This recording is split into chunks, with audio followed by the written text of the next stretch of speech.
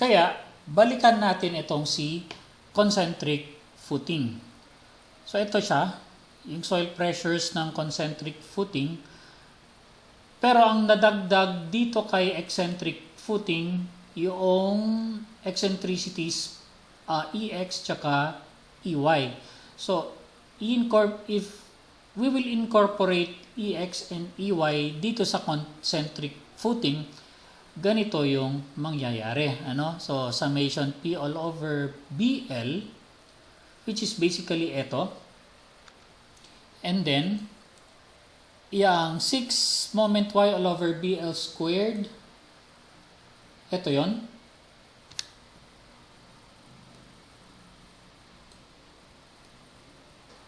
Okay, so sinundan natin yung sign niya. And then, yung 6 moment X all over LB squared, ito yon. So, natapos na natin si FA. Okay? Same thing with FB, FC, FD. Ayan, meron siyang P all over BL, meron siyang moments. Ayan. Next, in-incorporate natin si eccentricities na EX tsaka EY, which is yan. So that is eccentric footing. After this, punta na tayo sa number 1, check number 1, which is the footing dimension. So ito yung sample natin. And then, ito naman yung Excel. So I made this Excel. And then, I will try to explain paano nag-arrive dito sa mga values na yan. Okay? So mag-start tayo dito sa number 1, check footing dimension. Okay?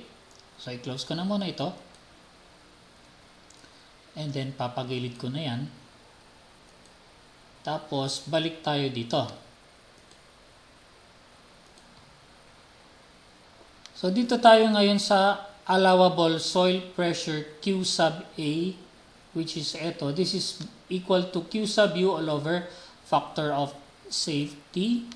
So this is equal to Q sub U. Ito, divided by factor of safety. So that's how I got to 20. Next, dito tayo ngayon kay surcharge QS, which is ito. Yung surcharge load, yan yung lahat nung nasa ibabaw ng NGL, which is the slab thickness T. Take note that is in millimeters. I-multiply natin yan ng density of concrete.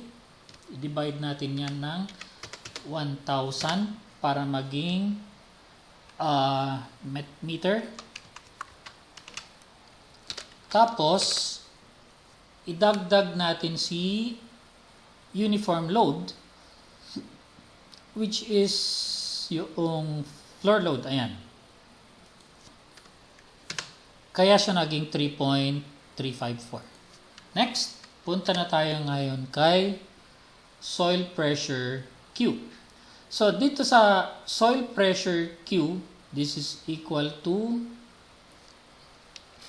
this equation.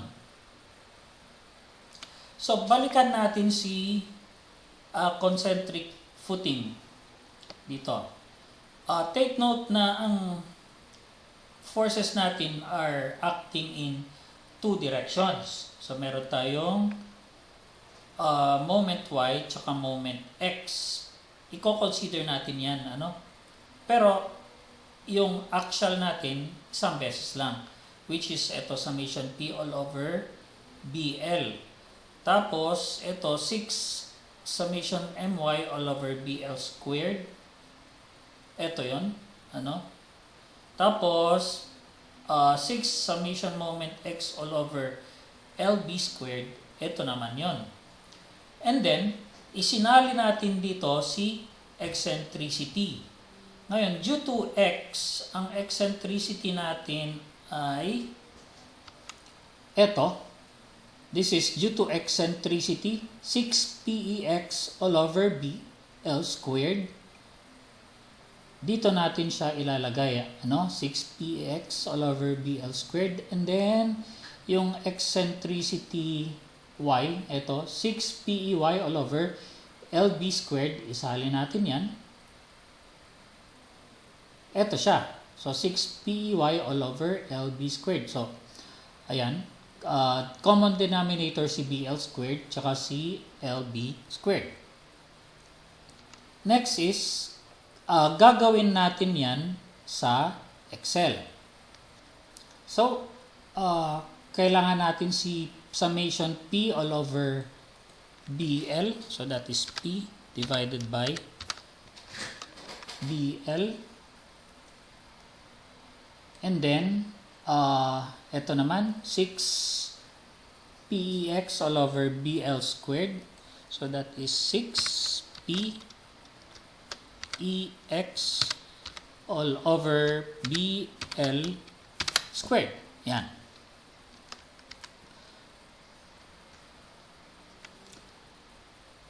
Tapos, kailangan natin si 6MY all over BL squared. Okay, 6MY all over BLL. Followed by 6PEY all over LB squared. 6PEY all over LB squared. And then next is 6MX all over LB squared. So dito ko siya ilalagay, 6MX divided by LB squared.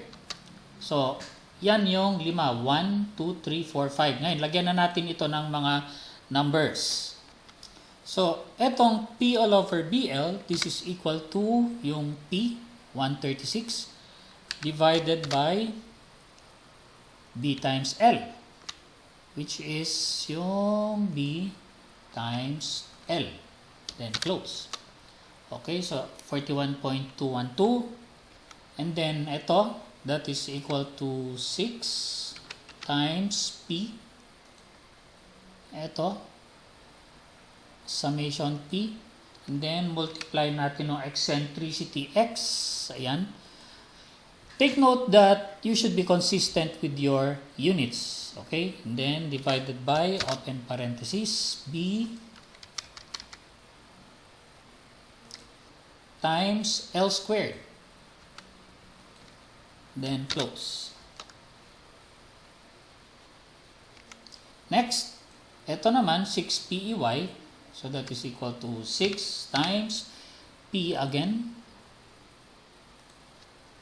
times EY, ito, divided by L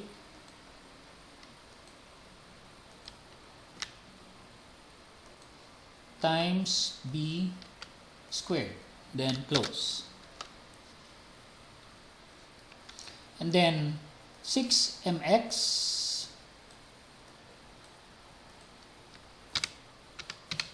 times, ito yun, MX divided by LB squared.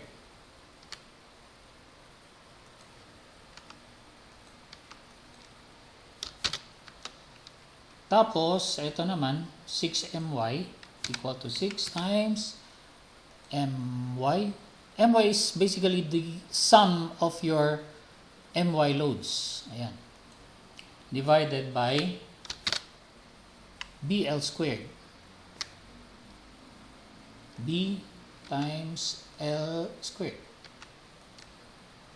Then close. Now, pangalanan natin ito as based on P. Okay, this is based on P and then this is based on EX. Tapos this is based on EY. And then this is based on MX. This is based or stress based on MY. And then, sosolvein na natin ito ngayon si stress due to no orthogonality. Okay, so no ortho. And that is equal to, let's say, P, which is this, based on P plus stress due to eccentricity X plus stress due to eccentricity Y plus stress due to mx plus stress due to my. Okay? So, ayan. Pag-a-addin lang natin yan.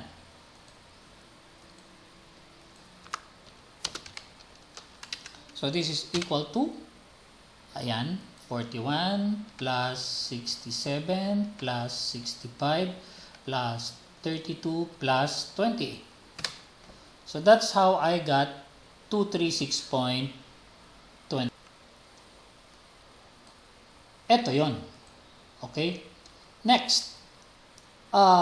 What if we are now to consider orthogonality effects?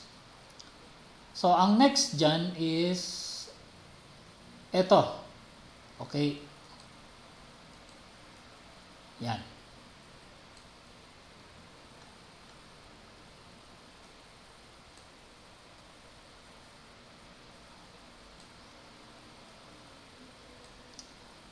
So, ang sinosolve natin ngayon ay Q. Okay? Yung letter Q, ito. Now, considering orthogonality effects. Okay, balik tayo dito sa kanina, ang sinolve natin ay no. Kaya, ang equation kapag no would be this. Ang nasolve natin sa no ay ito, 236.24. Kaya pag no ang sagot mo dyan, yung Q natin dito ay yan. Okay? Pero kapag considering orthogonality effects, gagawin natin yes, dapat magiging 168.79. Ngayon, yan ang kukunin natin. Paano nakuha? Yan. We will now follow this equation. Okay, so I will now delete this. Then, punta tayo dito.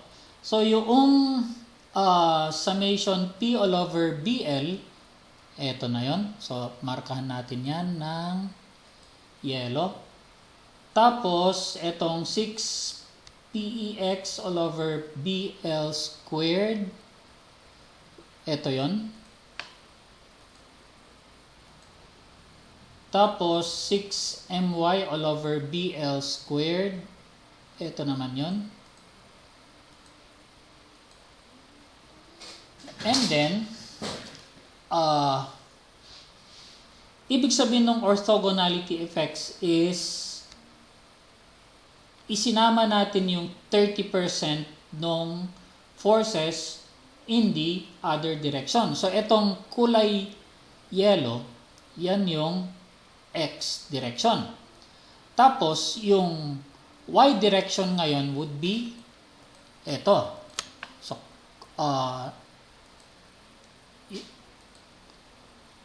tanggalin ko muna yan. Gawin kong no fill. Kasi ibig sabihin nito, concentric yan. Ano? Nasa gitna yan.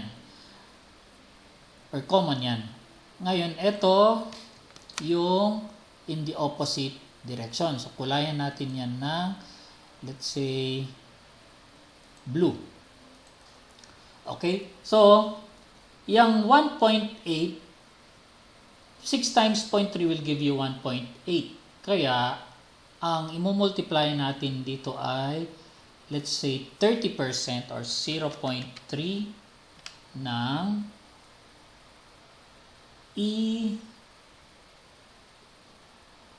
EY, 0.3 of EY. Okay? Ngayon, yung 0.3 of EY, that is simply equal to 1.8. Ito tayo, no? Equal to 1.8 times P times EY divided by L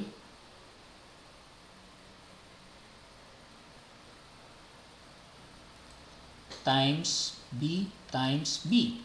Then close. Okay? Or, that is simply equal to 0.3 times ito. Okay? And then,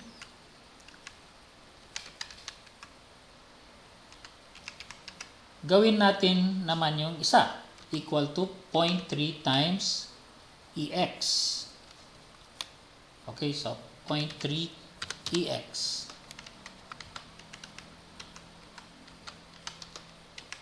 So that is equal to 0.3 times EX. Ganyan lang yun. Next, ang kukulayan natin ngayon would be ito. Okay? So, kulayan natin yan ulit ng yellow. Oops, sorry.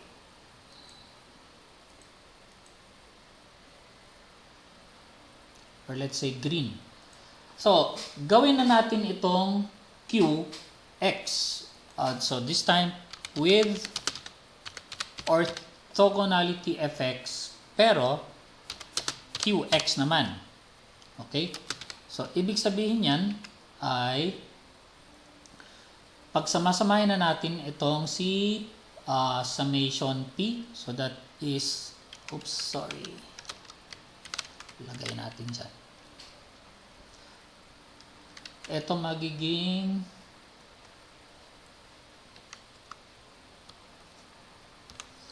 copy lang natin to EY.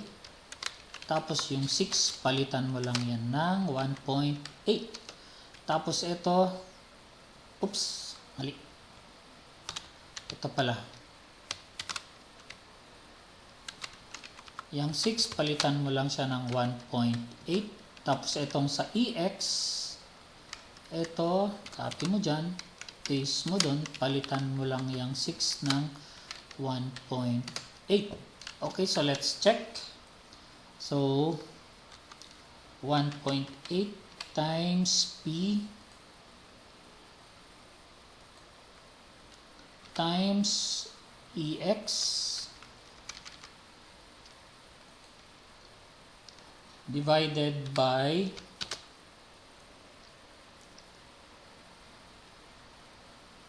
BL squared, B times L times L, then close, 20.2314. Okay? So, yan na yun. Now, balik tayo kay orthogonality effects. So, ang ibig sabihin yan would be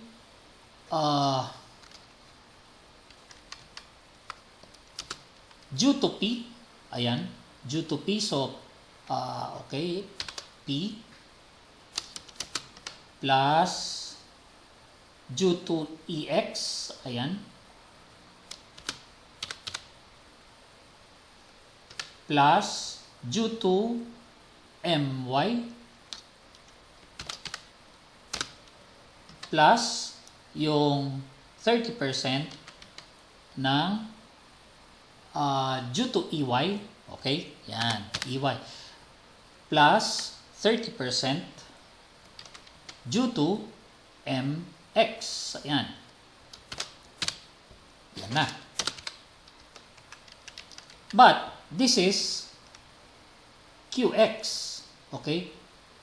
Due to earthquake in the X direction. Next, gagawa pa tayo ng isa.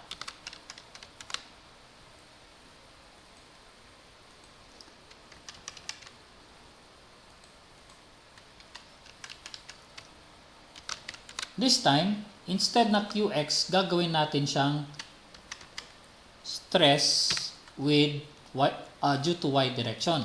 So, ito magiging, ito naman, eccentricity Y, tapos moment X, tapos eccentricity x, tsaka moment y. Ngayon, ang ginagawa natin dito sa second equation is eto na. Okay? Due to earthquake y and 30% of earthquake x. So, eto, this is equal to P, click mo lang yan, plus EX, eto, plus MY, ayan, plus 0.3 EY, eto yon, plus 0.3 nung MX. Okay, plus 0.3 times MX. Ito. So, yan, 167.1758. Next is, itong second equation, sundan ulit natin yan, equal to P, due to P, plus EY, plus MX, plus 0.3 EX, which is this, plus 0.3 times MY. Yan. Nakalimutan kong maglagay ng 0.3 MX tsaka 0.3 MY. Anyway, dito ko na ginawa yan. Ngayon, kukunin natin dyan yung maximum. So, ang sinod natin yung QX tsaka yung QY. So, the maximum of these two would be 168.79. So, yan ang mapupunta dito sa yan. Okay? So, kung i-consider mo yung ortho, kukunin mo ngayon yung maximum nitong dalawa. Kapag no, yan yung sinod natin kanina. Okay? So, kapag no, ang effect niyan ay lalaki yung soil pressure mo. Yan. Okay? Next. How do we get the effective soil pressure Q sub E? It is equal to, ayan, Q allowable minus weight nung concrete footing minus weight of the soil above the footing minus the surcharge load. Ibig sabihin, yung Q effective, yan yung soil pressure na nasa ilalim ng footing. So that is why ima-minus natin si footing, ma-minus natin si soil, ma-minus natin si surcharge. Okay, so let us try to compute that. So since meron na tayong Q allowable, dito tayo ngayon. So that is equal to Q allowable, ayan, click mo lang yan, minus unit weight of concrete, which is ito, multiplied natin siya ng thickness. Ngayon si T, ayan, 0.45, minus unit weight of soil. Nasaan si unit weight of soil?